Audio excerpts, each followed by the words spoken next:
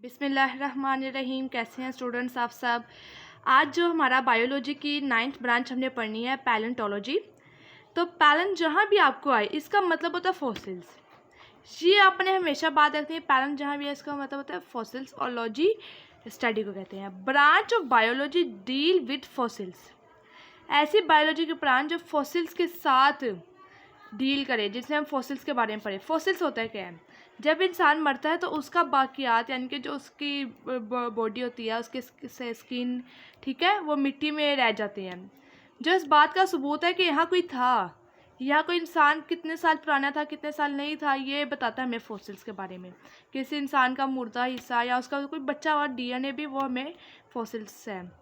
अब fossils, what is fossils? Remain of plants and animals preserved in rocks या पत्थरों में या कोई और जियोग्राफिकल एरियाज में प्रिजर्व हुए होते हैं, यानी कि वहाँ सेफ़ हुए होते हैं, वहाँ हिफाजत उनकी महफूज हुए होते हैं। अब क्या करते हैं पैलेंटोलॉजी, हमें क्या करने हैं, साइंटिस्ट को किस चीज़ में हेल्प देती है? एवोल्यूशनरी हिस्ट्री ऑफ ऑर्गेनिज्म, किसी चीज़ का वक्त के साथ साथ बदलना।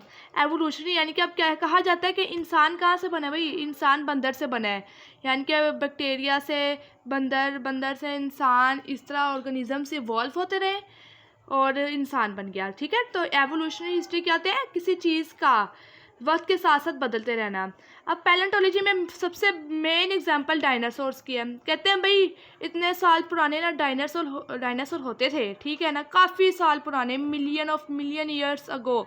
लेकिन अब डायनासोर्स को हम कहाँ उसके निशानात को हम पाते हैं फॉसिल्स में, रॉक्स में, जहाँ वो पाए जाते, तो हमें पता लगता है डायनासोर थे। तो उर्दू में भी मैंने इसके बारे में लिखा है, हमें बताते हैं कि एक बड़ा जानदार इस धरती पे कितने लाखों साल पहले घूम रहा था। ठीक है, अब जो आपकी बुक में एक्स्ट्रा साइड इन्फॉर्मेशन उसमें लिखा हुआ है ओल्डेस्ट नॉन फॉसिल्स, सबसे पुराना फॉसिल वो कौन सा है भाई? साइनोबैक्टीरिया, एक बैक्टीरिया है। कितना साल पुराना है? 3.5 बिलियन ईयर्स ओल्ड भाई, इतना साल पुराना। उसके बाद से भाई फॉसिल्स की जांच शुरू हो गई भाई, पता लगने लग गया फॉसिल कहाँ और कहाँ नहीं पाए जाते। तो पैलेंटोलॉजी ये एक ऐसी ब्रांच है, आपको पता लग गया होगा, जिसमें इंसान की एक ज़रा से ज़रा भी चीज़ को हम पता लगा सकते हैं। यहाँ कोई था भाई, यहाँ कोई जानदार था।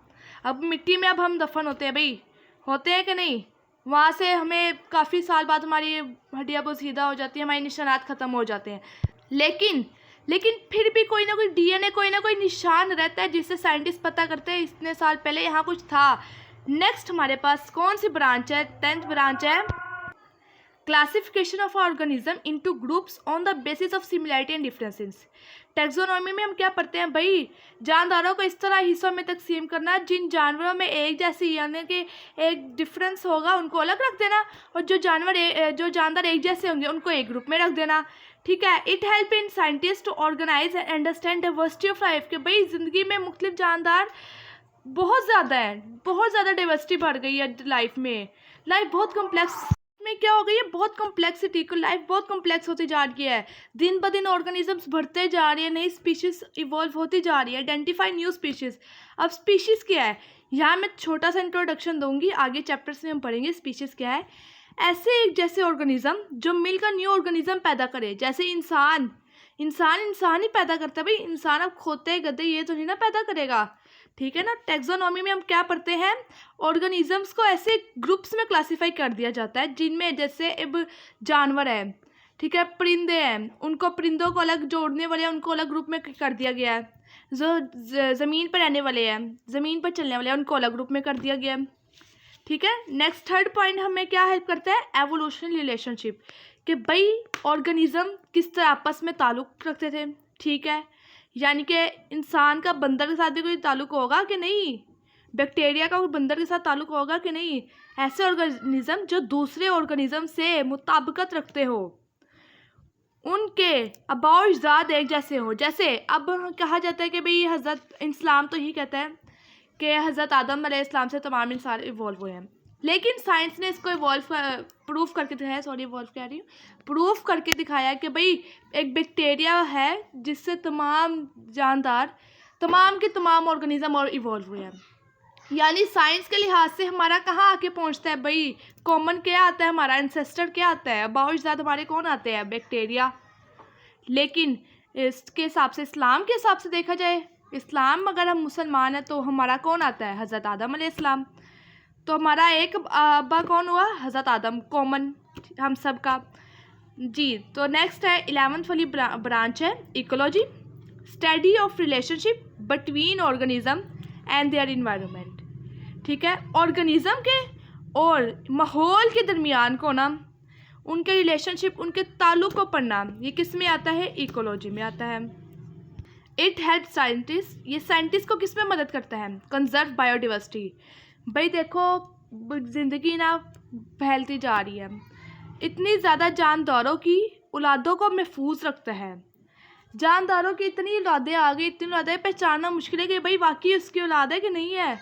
एक परिंदे, एक चिड़िया की भी इतनी आ गई है औलाद के पता नहीं लगता भाई ये चिड़िया है कि उसकी और कोई इकसाम है।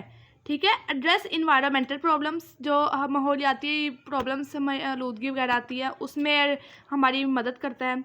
जैसे कि आप फूड चेन देख ले, सबसे बड़ी एग्जांपल यही है, प्लांट है। सब के सब ऑर्गेनिज्म ना, सब के सब ऑर्गेनिज्म प्लांट से खाना लेते हैं। प्लांट्स के अलावा उनके पास सब घूमकर फिर प्लांट्स पे आ जाते हैं।